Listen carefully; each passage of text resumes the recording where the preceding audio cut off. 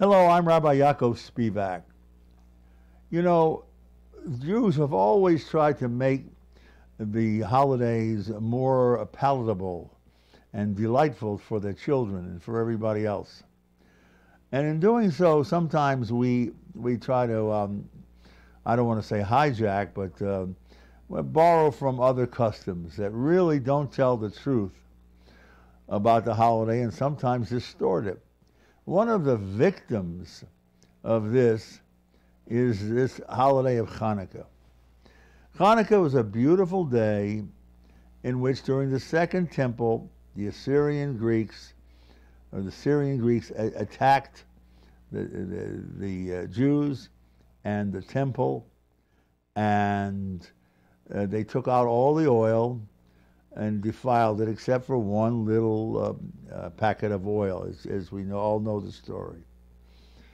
And the oil didn't burn for one day, but burned for 8 days. Who doesn't know the story of Hanukkah? But then we want to embellish the story.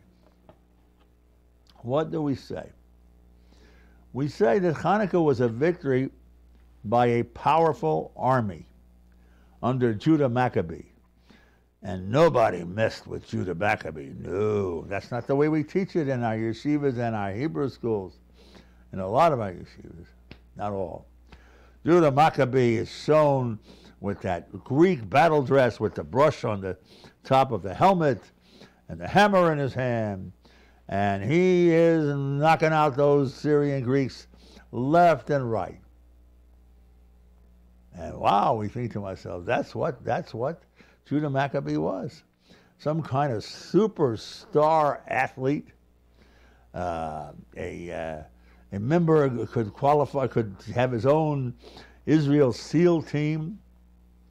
What an incredible, incredible warrior Judah Maccabee was. Only one problem with that. And that problem is in the Al Hanisim. The prayer we say on Hanukkah. Al Hanisim v'al HaPurkim v'al HaGvurus, on the miracles and the salvation and all the wonderful things. And how is Judah Maccabee described there? With a Greek battle dress? No. Rabbi David Kronglass, the Menahel Ruchani of Yeshiva Snei Yisrael, said, how is he described in the Al Hanisim? V'zedim b'yad oskei Torasecha. The evil people were given over to the hands of Torah people. Judah Maccabee wasn't a warrior. He wasn't trained to be a Marine. Judah Maccabee, Yehuda Maccabee was from the family of priests, the Kohanim. And the priests did the holy work in the temple. They weren't soldiers as such. Not at all. These were Talmidei Chachamim, sages, people with long white beards, religious people who had no concept of war. And yet you look on the Hebrew school walls, and you know what you're going to see? Judah Maccabee with a short skirt, the way the Greek battle people were, and with the hat, or rather with the helmet, looking like he is ready to go out there and get himself some of those Syrian Greeks. That's not what happened. These were a bunch of, at best, guerrilla fighters. They were people who had to attack from all different sides. And they were fighting and you think that it was because he got together a huge army to battle the Syrian Greeks? No, sir. Al Hanisim says, Rabim biyad ma'atim. Many were delivered into the hands of the few. And were they strong, powerful men? No, they weren't. Al Hanisim says, Giborim biyad chalashim. Powerful Syrian Greek soldiers in the hands of weak people who studied Torah and did not go out every day lifting weights and tossing a discus to build themselves up. So when we put Judah Maccabee, for goodness sakes, in this picture of this battle guy, this Marine Corps kind of guy. We defeat the whole purpose of the miracle of Hanukkah. It didn't happen that way. So, you know, when you're going to depict Judah Maccabee, Yehuda Maccabee, depict him as he was, a scholar, a learned person, who had to take up arms. And it was only through the nisim, the miracles that took place, that under a normal situation he would have been wiped out like a fly swatted. But that was the miracle. Giborim b'nai chaloshim, the powerful Assyrian Greeks in the hands of the weak. Rabbi me'ad mi'atim, huge numbers of Assyrian Greeks by a numerically far inferior Jewish force. Zaydi b'yad askei sarasecha, these evil people in the hands of people who did learn Torah. So I make an appeal to the Hebrew schools and the Hebrew teachers. Please, I know you want to show that the Jew is a tough guy and he can take it. I know you want to show that there are Jewish athletes. And I know you want to show that Yehuda Maccabee was it. But listen, you know, it is what it is, and it's there for a reason. To show you that we are a people who was the beneficiary of a miracle. So that's one hit that Hanukkah takes, despite our good intentions. There's another hit. And that is, if you have non-Jewish friends and they have their holiday in December, they'll always say, well, you Jews have presents for 8 days. We only have them for 1 day. The truth of the matter is, this whole idea of presents and gifts on Hanukkah is antithetical to exactly to what happened. Exactly antithetical.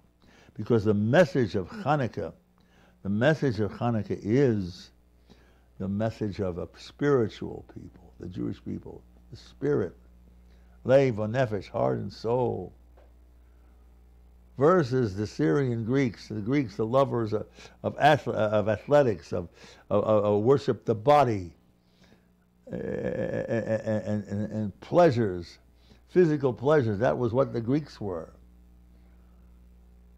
Sometimes with the Romans, I believe with the Greeks too, they would eat and they would stick their finger down their throat to throw up so they could eat again.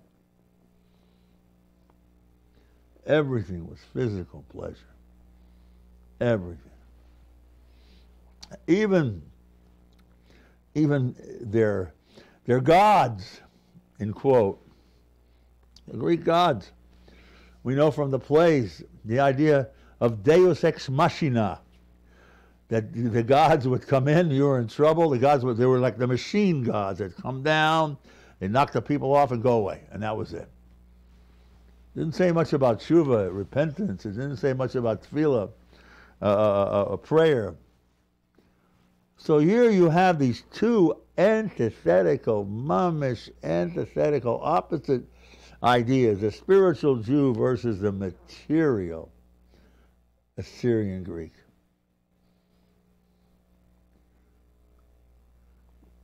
The Jew saw himself as one. He was his spirituality had to be the same, had to be on a holy level. The king had to wear a Torah around his neck and keep one in his treasure houses to show that he was the same person outside as he was inside. The story is told about Aristo, that a student found him doing a repugnant act and said, "My teacher Aristo, how can you do this?" And Aristotle answered, "Because when I do this, I'm not Aristotle." So there was no personal accountability. The opposite, the gluttonous physicality versus the sensitive and beautiful spirituality of the Jews. That is what Hanukkah is about. And all the presents, Chanukah means presents. Chanukah means gifts. Chanukah means the Or HaGanuz, the hidden light, the spiritual light. When God created the world the first couple of days, there was no sun. The light was from a hidden, it was a light that was hidden. It was a light for the righteous people and the good people, the spiritual people. So let us remember what Hanukkah was. It is a people who were small in number, weak and relatively weak physically, and a people of the book fighting an army of barbarians. And let us remember that Hanukkah, in the face of all these presents, is about spirituality more than anything, and not about selling off your soul for something you bought on Cyber Monday. That's not Hanukkah. My friends, Rabbi Yaakov Spivak, Seid gesund, Israel, Shalom al Yisrael. I wish you happy Yom Tov, a happy holiday, a meaningful holiday. A holiday which you can appreciate the fact that al Anisim, the miracles that God performed for us, so that we should live a life of learning and spirituality. That is our message to the world. Chazak and Shalom.